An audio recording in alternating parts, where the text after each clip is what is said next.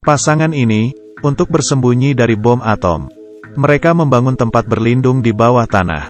Rumah mereka di tanah meledak tepat setelah mereka berdua masuk. Tampaknya serangan bom nuklir benar-benar terjadi. Untuk menghindari radiasi nuklir, suaminya adalah seorang ilmuwan. Bawa semua orang ke ruang aman di mana dia sudah mengatur waktunya. Setelah 35 tahun, pintu baru bisa dibuka. Tetapi mereka tidak tahu bahwa ledakan itu bukan nuklir, tetapi kecelakaan pesawat. Istrinya sedang hamil. Setelah itu, dia memberi nama anaknya Adam. Jadi seperti ini Adam dilahirkan dan dibesarkan di area terlarang. Ada banyak utilitas di tempat penampungan ini. Selain kebutuhan untuk keperluan sehari-hari yang cukup untuk 35 tahun. Bahkan dilengkapi dengan ekosistem yang menarik. Untuk kegiatan santai mereka bisa memancing, menanam. Sang istri bahkan bisa berbelanja di gudang. Mereka berdoa bersama sebelum makan. Bersama-sama menonton film setelah makan malam. Meskipun mereka tinggal di bawah tanah dan terisolasi dengan dunia luar. Tetapi mereka masih hidup dengan sangat bahagia dan memuaskan. Sang ibu mengajari Adam cara etiket dan menari. Ayah mengajarinya tinju, bahasa asing, dan manajemen keuangan. Bahkan mengajari bocah itu tentang ruang bawah tanah dengan koleksi kartu favoritnya. Dia juga menyerahkan semua sahamnya kepada Adam. Waktu berlalu, di bawah pendidikan orang tua, Adam sekarang telah menjadi pria dewasa. Pintu tempat penampungan juga akan dibuka. Tepat di hari ulang tahunnya yang ke-35. Ibu membuat kue ulang tahun untuk Adam dengan sisa bahan. Mereka juga menyiapkan hadiah untuknya. Ayah memberinya sepasang ski air buatan sendiri. Ibu memberinya jaket kulit rajutan sendiri. Adam menutup matanya dan mengucapkan doa untuk ulang tahunnya. Dia berharap bisa menemukan seorang istri. Hari untuk membuka pintu penampungan akhirnya tiba. Mereka semua sangat gembira, menunggu momen untuk melihat matahari lagi. Setelah membuka pintu, Bapak keluar untuk mengecek dulu. Dia memakai baju terusan pelindung untuk pergi keluar dan menyelidiki. Seperti inilah rumahnya. Itu telah berubah menjadi bar yang dihancurkan untuk waktu yang lama. Melihat ayah berjalan keluar dari tanah dalam kabut. Pemilik bar mengira dia adalah dewa yang turun ke bumi. Dia pingsan. Setelah 35 tahun. Lingkungan mewah sebelumnya telah menjadi bobrok sekarang. Ayah membersihkan beberapa sampah di jalan. Kemudian dia dikejutkan oleh seorang gay yang mengenakan pakaian wanita. Dia segera lari kembali ke tempat penampungan. Memberitahu istri dan Adam tentang situasi mengerikan di luar. Dan menyuruh mereka untuk tidak keluar. Tapi sang ibu sudah muak dengan kehidupan seperti ini. Dia ingin melihat gunung dan danau di luar. Keduanya terus bertengkar. Ayah tiba-tiba mengalami serangan jantung. Jadi ibu memutuskan untuk melepaskan Adam. Untuk membeli obat-obatan dan persediaan yang cukup untuk 20 tahun ke depan. Adam segera mengemasi barang-barangnya. Dia mengambil koleksi kartu bisbol dan sahamnya dari ayahnya. Meninggalkan tempat penampungan ini di mana saya tinggal selama 35 tahun. Melihat langit biru, Adam sangat bersemangat. Dia menyapa siapapun yang lewat. Dia pergi ke kota dengan bus. Datang ke toko koleksi. Dia ingin menjual koleksi kartu dasar yang diberikan ayah kepadanya dengan imbalan sejumlah uang untuk dibelanjakan. Bos melihat koleksi kartu bisbol White Owl yang lama. Dia langsung tertegun. Karena koleksi kartu baseball retro ini sangat berharga untuk saat ini. Tetapi bos merasakannya. Adam sepertinya tidak tahu tentang nilainya. Jadi dia menyarankan untuk membayar seluruh kotak seharga $500. Adam mengira dia telah membuat kesepakatan yang bagus. Tapi berkat Eve, pramuniaga berdiri di dekatnya. Katanya satu kartu di kotak ini bernilai $6.000. Intervensi Eve membuat bosnya marah. Jadi dia segera memecatnya. Adam jatuh cinta pada gadis yang baik dan antusias ini pada pandangan pertama. Dan ingin lebih banyak berbicara dengannya. Dia meminta Eve untuk mengantarnya ke hotel. Sebagai imbalan, dia akan membayarnya kartu bisbol.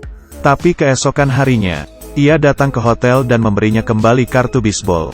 Aku tidak bisa menerima ini untuk mengantarmu pulang. Saya berharap saya bisa, tetapi saya tidak bisa. Jadi sini, ambil kembali. Tapi Adam tidak mau menyerah pada Hawa. Dia mengusulkan untuk mempekerjakan Eve untuk membantunya menjual kartu. Lalu gunakan uang itu untuk membeli kebutuhan sehari-hari. Menghadapi godaan gaji tinggi yang ditawarkan oleh Adam, Eve setuju. Mereka mulai berbelanja di gudang. Eve tidak ada ide, mengapa Adam membeli begitu banyak barang. Di matanya, Adam adalah anak laki-laki besar yang aneh. Setelah membeli semua persediaan, Adam meminta Hawa membantunya menemukan istri. Eve tidak bisa berkata apa-apa, tapi menurutinya. Sebenarnya, dalam beberapa hari terakhir bersamanya, bahkan juga tersentuh oleh bocah besar yang hangat dan polos ini. Adam penasaran tentang apapun. Dia meluncur dengan bebas, menyelam sendiri di laut dengan kegembiraan. Bahkan dia juga bermain dengan hujan. Tetapi orang tua dan saudara laki-laki Eve sama-sama gagal dalam pernikahan. Ini membuatnya tidak berani menerima Adam dengan mudah. Untuk mencarikan istri bagi Adam, Eve membawanya ke bar di malam hari. Tapi saat melihatnya bersama wanita lain, mengobrol, tertawa dan menari, bahkan secara tidak sadar merasa cemburu dan tidak nyaman. Ketika dia kembali ke rumah, temannya mengatakan Adam akan pergi dengan seorang wanita. Dia mencoba untuk berpura-pura tidak peduli, tapi tetaplah mencemaskan dan pergi mencari Adam. Tapi dia tidak menyangka Adam tiba-tiba muncul di belakangnya. Dia bahkan membuatnya takut untuk berguling. Setelah masuk ke dalam, Adam dengan hati-hati membersihkan luka untuk Eve. Dia dengan sepenuh hati mengakui perasaannya padanya. Setelah malam itu, Eve memahami pikirannya sendiri, dan akhirnya menerimanya. Tetapi pada saat ini, Adam memberitahu Eve tentang keluarganya. Ketika bom atom meledak di Los Angeles pada tahun 1962, orang tua saya pergi ke tempat penampungan bawah tanah. Itu juga tempat saya lahir. Saya ingin membawamu ke sana. Pergi ke tempat penampungan bawah tanah. Setelah mendengar apa yang dikatakan Adam, hanya memiliki satu pikiran. Dia sudah gila. Jadi dia cepat dan mengucapkan selamat tinggal pada Adam. Keesokan harinya, Adam dan temannya pergi, menemukan pintu masuk rumahnya secara tidak sengaja. Dia pergi ke rumah Eve dengan senang hati, ingin memberitahunya tentang kabar baik ini. Tapi Evan telah membawa psikiater. Mereka ingin membawa Adam untuk pemeriksaan. Adam lari dari mereka. Sebelum pergi, dia juga memberikan semua kartu bisbol yang tersisa kepada Eve. Adam akhirnya kembali ke rumah, bertemu dengan orang tuanya, dan dengan bantuan penjaga bar di atas, mengumpulkan orang untuk membantunya membawa persediaan yang dibeli dari gudang. Dan teman Eve juga ditemukan. Saham yang ditinggalkan Adam bernilai 10 juta uset, dan barang-barang yang digunakan Adam juga diproduksi 35 tahun yang lalu. Mereka mulai percaya, apa yang dikatakan Adam mungkin benar. Jadi mereka memutuskan untuk menemukan Adam. Tapi ini seperti menemukan jarum di tumpukan jerami. Keduanya tidak mendapat apa-apa dan merasa frustrasi. Eve dengan putus asa melihat orang-orang berjalan. Dia tidak tahu apakah dia bisa bertemu Adam lagi di masa depan. Dia merasa sangat sedih. Pada saat ini, Adam muncul di seberang jalan. Dia segera keluar dari mobil, memeluk dan menciumnya erat. Begitu saja, Adam membawa Eve ke tempat penampungan bawah tanah. Ibu menyambut Eve dengan hangat. Ayah, di sisi lain, diam-diam mengajari Adam beberapa pengetahuan yang diperlukan, agar orang tua lebih beradaptasi dengan kehidupan luar. Adam menukar beberapa saham dan kartu bisbol dengan uang, mulai berinvestasi di berbagai industri, dan membangun rumah besar di pinggiran. Sampai semuanya beres, dia membawa orang tuanya dari ruang bawah tanah ke rumah besar di pinggiran kota. Adam ingin memberi mereka waktu untuk beradaptasi dengan dunia luar. Dan sejujurnya tidak ada serangan bom nuklir sama sekali. Ibu senang melihat langit lagi. Sebagai seorang ilmuwan, ayah masih skeptis tentang segala hal di luar.